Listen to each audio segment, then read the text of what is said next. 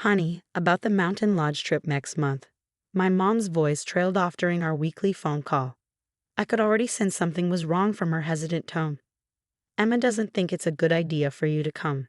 She wants it to be more intimate. Emma, my younger sister. The one whose college tuition I'd helped pay. The same sister whose dream vacation I'd just funded by putting down a deposit on a luxury mountain lodge for our supposed family reunion. Intimate? I repeated, my voice steady despite the hurt building in my chest. Mom, I paid for the lodge. The whole thing. I know, sweetie, and we're so grateful. But Emma's bringing her new boyfriend, and she thinks having her boring older sister there might make things awkward. You understand, right? My name is Olivia Mitchell, and at 32, I'd just been uninvited from a family vacation I'd paid for. The irony wasn't lost on me. Besides, Mom continued, filling the silence, someone needs to watch the cats. You know how expensive pet sitters are these days. Of course, I was good enough to be their bank and pet sitter, but not good enough to be included in the family photos. I sat in my home office, staring at the confirmation email for the lodge booking. $8,000 for a week-long stay. Money I'd saved from my job as an environmental scientist, hoping to finally have that perfect family gathering we'd never managed to have growing up. My phone buzzed with a text from Emma. Mom told you, right? Don't take it personally, but Jake and I are trying to make a good impression on everyone. Your whole science nerd vibe doesn't really fit the aesthetic we're going for. Thanks for understanding. Jake, her boyfriend of 3 months. Apparently, he warranted an invitation more than I did. Another text, this time from Dad. Princess, you're always so responsible. We know we can count on you to hold down the fort. Emma needs this time to shine.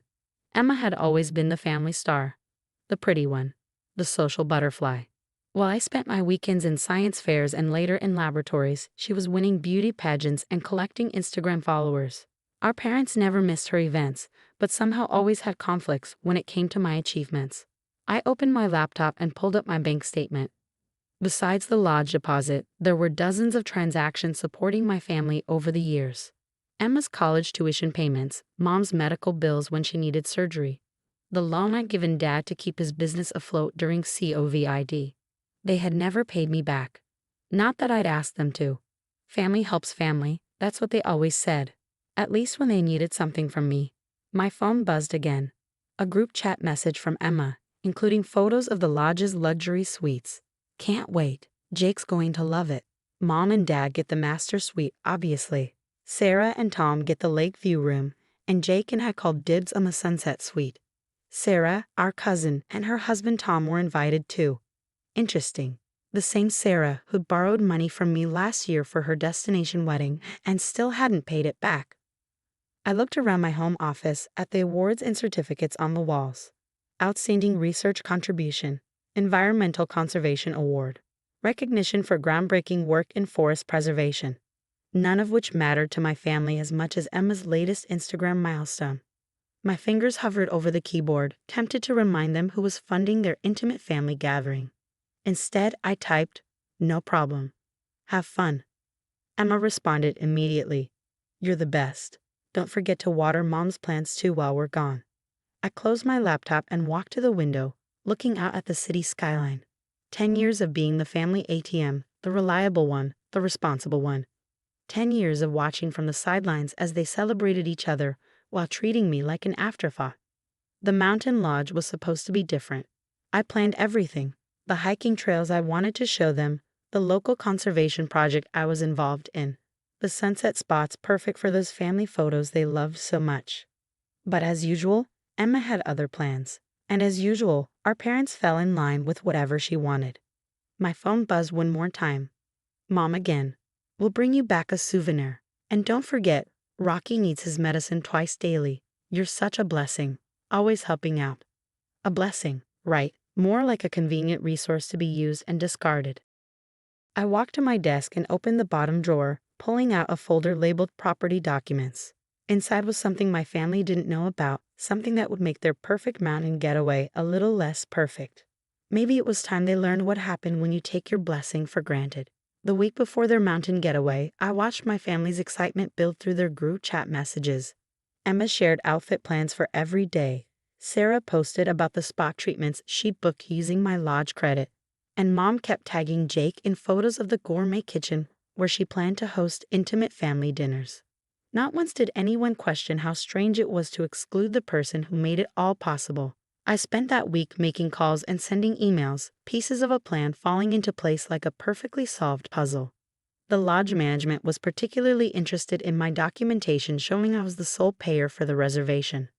Ms. Mitchell, the manager had said, as the booking holder, you have every right to modify the reservation details. Would you like to make any changes? I did several, in fact. The day they were supposed to leave, I received a flurry of messages. Emma sent selfies from their departure breakfast at Mom's house. Road trip time. Jake is so excited. Thanks again for pet sitting, sis. Sarah shared photos of her packed bags. Can't wait for a week of luxury. You're missing out, Olivia. Missing out. Right. I waited until I knew they'd be halfway to the lodge before making my final call. The lodge manager confirmed everything was set according to my instructions. Perfect. At 4:30 p.m., exactly when they should have been arriving, my phone exploded with notifications. First came the confused messages. There must be some mistake. They're saying our reservation was modified. Olivia, are you getting these messages? Then came the angry ones. The suite assignments are all wrong. Jake and I specifically requested the sunset room. They gave us the smallest cabins. Finally, my mother called.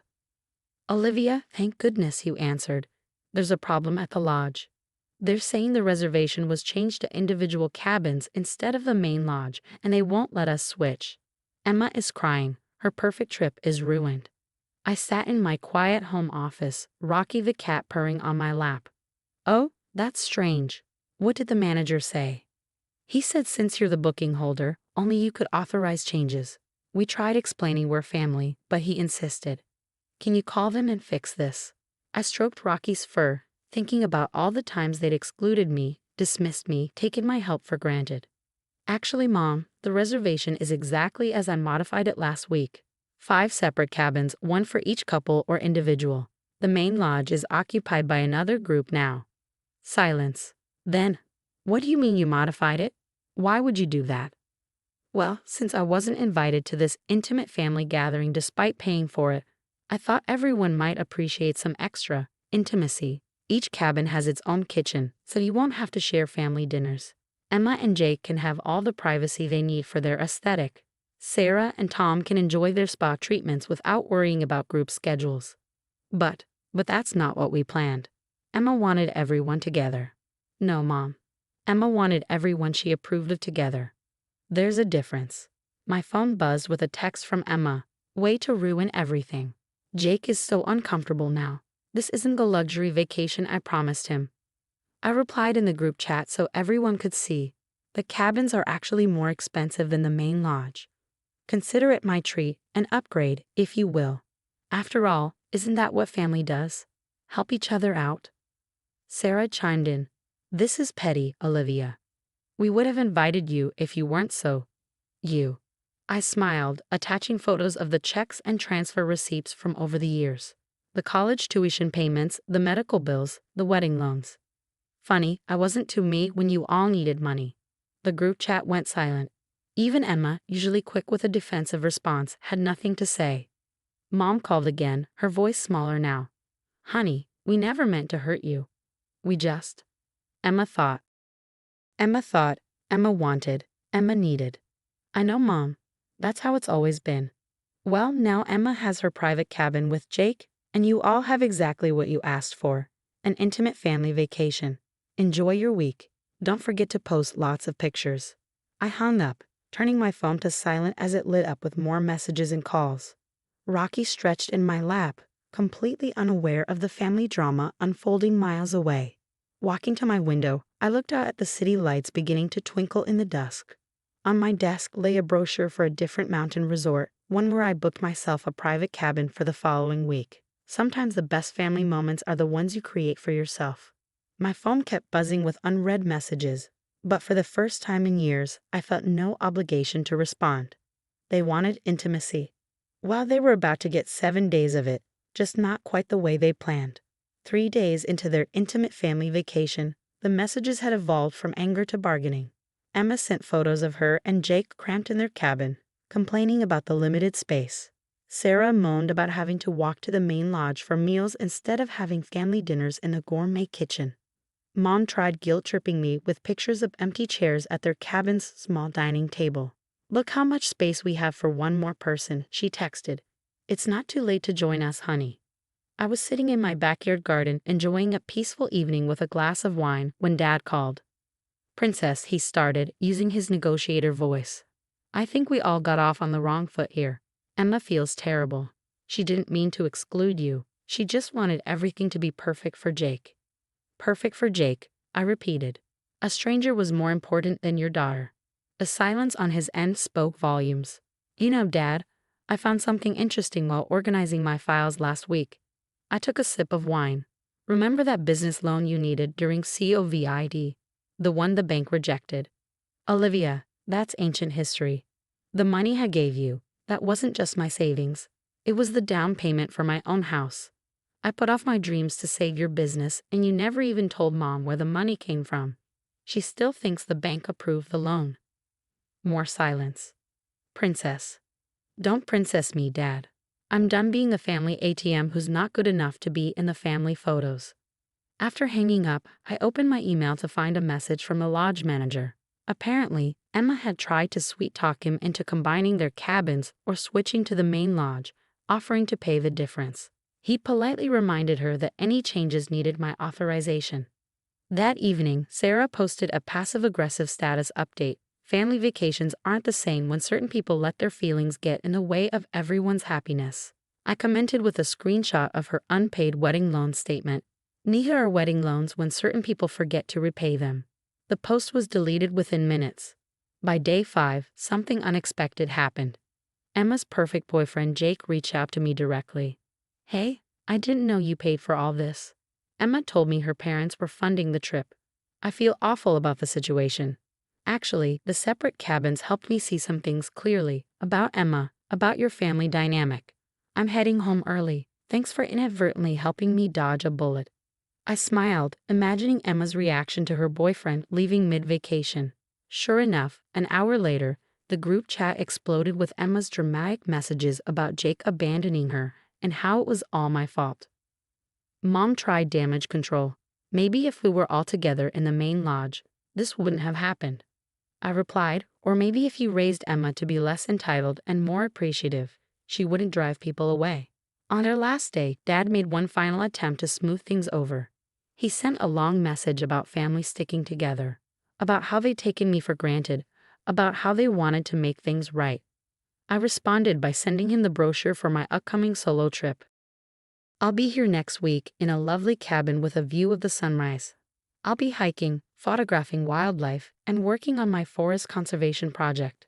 I won't be checking my phone for emergency fund requests or pet sitting duties. For once, I'm putting myself first." The day they returned home, I was preparing for my own trip when Mom showed up at my door. She looked tired, defeated. "The cats missed you," she said weakly, holding out their carrier. "I'm sure they did. Just like you all miss my wallet when it's not available." She flinched. "We deserve that. All of it. Emma's been impossible since Jake left. Sarah's husband keeps asking about their loan. Your father, he finally told me about the COVID money." I took the cat carrier, setting it down gently. Rocky and Mittens meowed in greeting. "You know what hurts the most, Mom? Not the money, not even the exclusion. It's that none of you saw me, really saw me. My achievements, my passions, my worth beyond what I could give you." Tears welled in her eyes. "Can we fix this?" "Maybe, but not with grand gestures or family vacations. It starts with respect, with recognition, with treating me like a daughter, not a convenience." She nodded slowly. "Your father showed me the brochure. The conservation project sounds fascinating. I'd like to learn more about what you do." It was a small step, but perhaps a meaningful one. The next week, as I settled into my cabin, I posted a photo of the sunrise. No family drama, no forced poses, just the pure beauty of nature. Emma unfollowed me immediately. Sarah made a snippy comment about flaunting my solo trip. But Mom liked the photo and commented, "Beautiful view, honey. Tell me more about the forest conservation work you're doing there." Sometimes I realized the best family moments aren't the perfectly staged ones. They're the honest ones, even if they come after shaking up everyone's perfect plans.